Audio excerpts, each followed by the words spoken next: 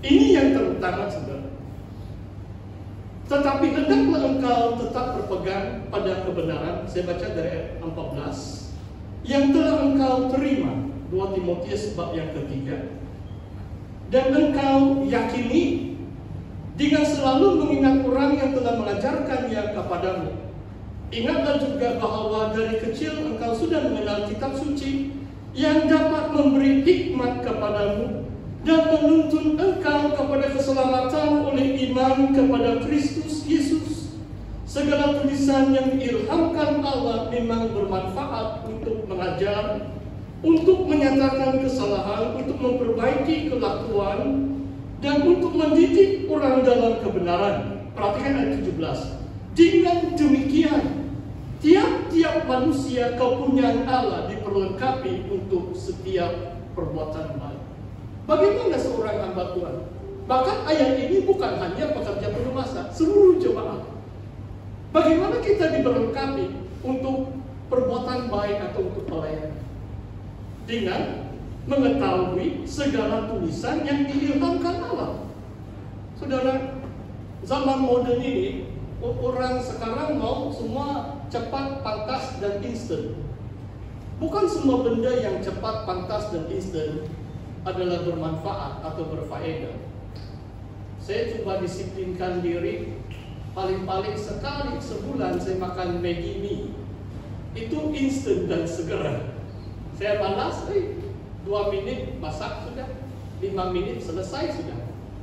Kadang-kadang saya makan 2 bungkus lagi, sebab tidak puas. Sedap itu. Tapi bukan semua yang pantas, cepat, dan segera itu membawa manfaat, saudara.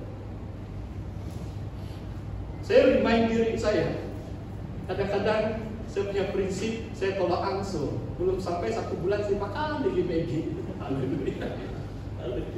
Ini hanya orang malas jadi masak yang healthy food, kata orang. Saudara, dan saya memikirkan tentang tren. Ini saya cerita sedikit sejarah. Yang John Calvin tadi, mulai di abad 16. Sebelum dia dipanggil Tuhan, dia sudah 20 lebih tahun melayani. Dia mungkin dia sampai 56 tahun dia sudah meninggal dunia. Sebab memang itu dahulu kala, kalau sampai 50-an itu bersyukurlah. Dan waktu dia 50 tahun dia tahu, dia tidak lama sudah itu, mungkin akan dipanggil Tuhan. Jadi dia buat sekolah Alkitab yang disebut Geneva Academy. Saudara boleh buka. Saudara tahu 3 profesor pertama yang dia cari. 3 guru sekolah Alkitab yang dibangun oleh waktu itu seluruh Geneva di bawah penggabalan John Calvin bersama pastor-pastornya. Dia mencari profesor yang paling terkenal, hebat, seluruh Eropa, bahasa Ibrani. Yang kedua dia cari bahasa Yunani. Yang ketiga humanities. Ada 3 jawatan utama dalam sekolah Alkitab yang dibangunkan oleh John Calvin. Saudara tahu atau tidak? Abad 18 sampai 19, lebih 100 tahun. University yang paling hebat, Harvard, Yale, tuntutannya mesti kuasai 3 bahasa sebelum boleh masuk tahun 1. Ibrani, Yunani, dan Latin. Ada ujian Ibrani, Yunani, dan Latin abad yang ke-18 dan 19. Sebelum masuk tahun 1, apapun bidang, perubatan, keuangan, accountant, dan sebagainya. Wah, luar biasa. Luar biasa. Tapi sekarang jangan haraplah lulusan master pun saya suruh baca 1 ayat Yunani pun dia bingung. Kenapa? Tidak karena belajar atau tidak kena ajar. Bagi saya sia-sialah 4 tahun sarjana muda. Peranggan pendek pun bahasa asli Alkitab kita tidak tahu. Kenapa isu kalimat Allah sampai hari ini 14 tahun belum selesai? Sebab kebanyakan pemimpin gereja pun tidak tahu Ibrani dan Yunani. Kalau tahu bahasa aslinya, senang beri penjelasan.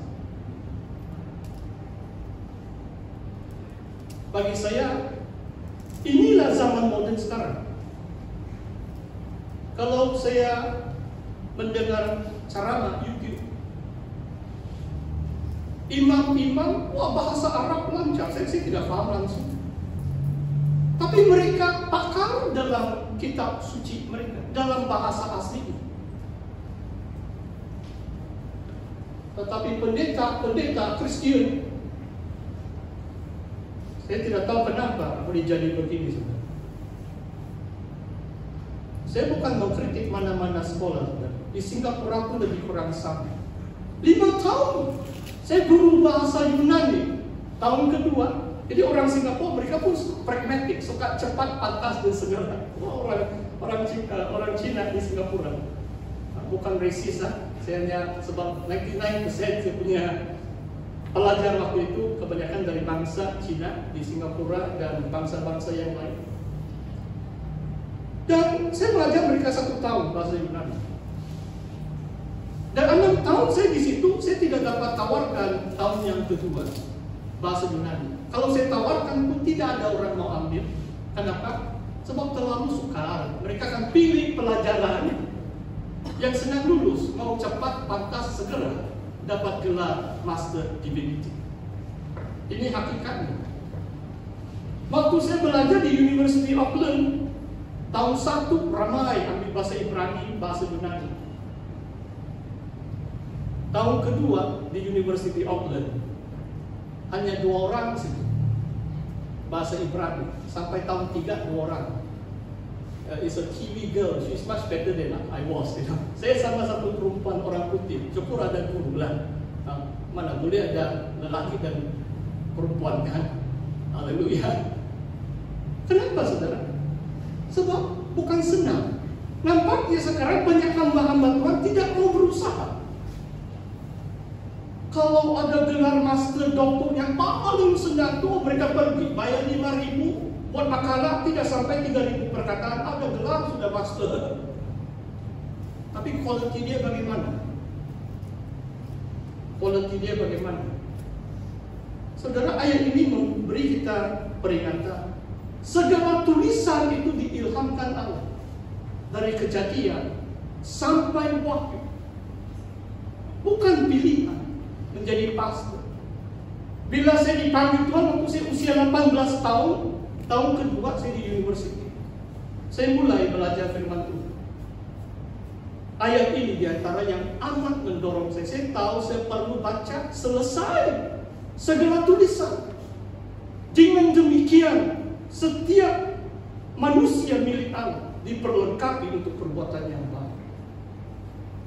Dan waktu saya masuk university, saya orang pertama mengambil tahun 1 bahasa Ibrani, bahasa Yunani. Wah, dia bilang kalau satu bahasa pun cukup susah. Saya orang pertama ambil 2 bahasa 1 kali. Sebab saya rasa inilah Alkitab, tulisan yang diilhamkan Allah, supaya pekerja penuh masa itu diperlengkapi.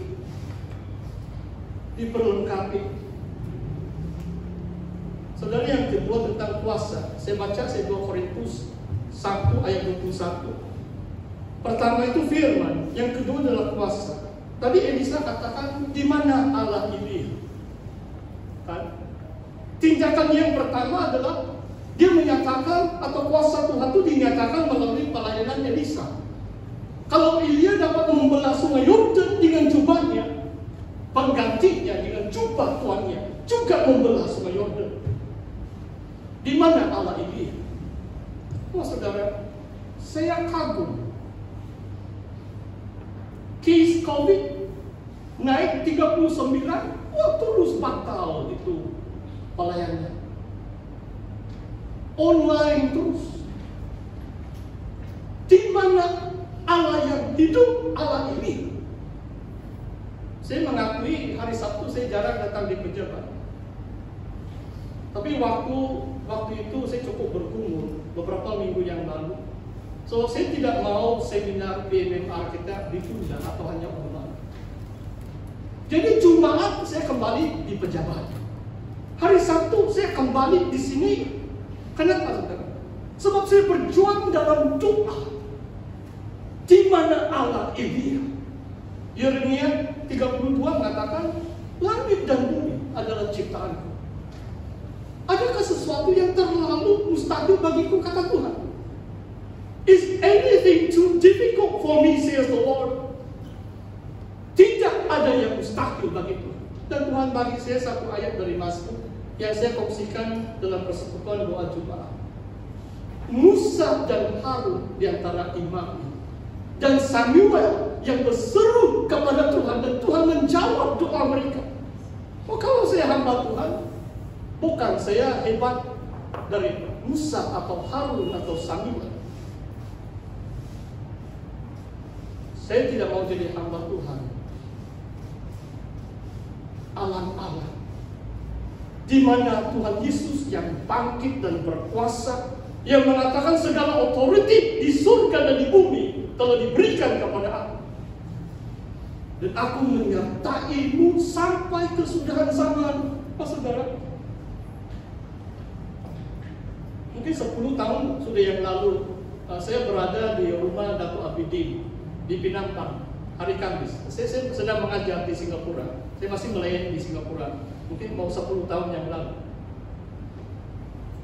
Dan seorang pastor, semua saya sebut supaya kalau saudara tidak percaya saya boleh siasat.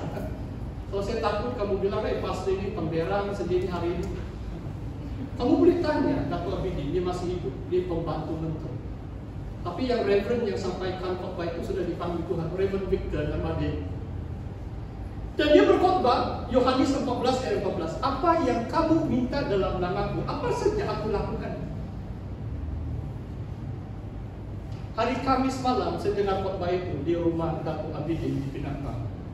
Saya balik rumah. Hari Sabtu pagi saya harus kembali ke Singapura sebab Isnin sudah mulai kuliah. Hari Minggu saya ada pelayanan di Singapura.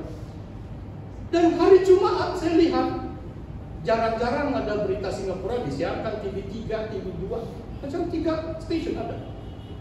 Waktu itu adalah apa itu? Jerum, haze. Dalam sejarah Singapura 401 PSI, paling tinggi, kalau 100 pun berbahaya. Mereka siarkan tuh Orchard Road, tempat yang mewah sana itu, tempat kedai-kedai yang itu Hamish, Bank itu macam-macam, yang istri mantan Perdana Menteri banyak tuh disimpan. Tempat sana lah itu beli. Haleluya. Dan waktu itu jerebu begitu tebal dalam television, dari satu tiang ke satu tiang lampu tidak kelihatan. Di Singapura itu cerah, terang benderang. Di mana saudara pergi, terang sih, bukan macam Sabah, gelap-gelap. Mana itu lubang jalan, saya pun susah mau tengok. Haleluya. Dan saya katakan kepada Tuhan, saya ada pelayanan Ahad. Dan saya mulai kuliah. Saya tidak mau penerbangan saya. Beberapa penerbangan sudah ditunda, cancel. Sebab Johor Bahru dekat kan, jadi saya naik pesawat Johor Bahru. Tapi malam sebelum itu saya sudah berdoa atas firman Tuhan yang saya dengar hari Kamis malam. Tuhan, sesuai dengan janjimu, apa yang engkau minta di dalam namaku, aku lakukan. Saya berdoa kepada Tuhan Yesus, Tuhan Yesus, engkau kasih lari sejajar jeremu. Tiada yang mustahil begitu. Jam 1 petang sudah mendarat, melewati itu di bus, orang mulai bercakap. Lebih 1 minggu saya tidak dapat lihat langit di Singapura. Tetapi jam 2 petang mulai cerah. Mereka pun kaget. Cerah sudah. Jam 3 petang saya sampai sudah di rumah di Trinity. Terang sudah. Mungkin orang katakan itu kemungkinan saja atau kebetulan semata-mata. Sampai saya berkhotbah hari Ahad, dan hari Isnin saya pergi di perpustakaan di Singapura, banyak perpustakaan di Momo itu, dan saya baca sebab mereka siarkan satu berita. Dan dalam akhbar saya masih simpan tuh gambar, mungkin ada dalam buku saya dibaca terus. Selatan Malaysia, di Jawa, di Kalimantan, semua keliling jerebu. 23 Jun, semua masih dikelilingi. Hanya satu saja, hanya Singapura saja tidak ada jerebu. Terang di Singapura. Tempat lain jerebu belum lari. Bukankah Tuhan menjawab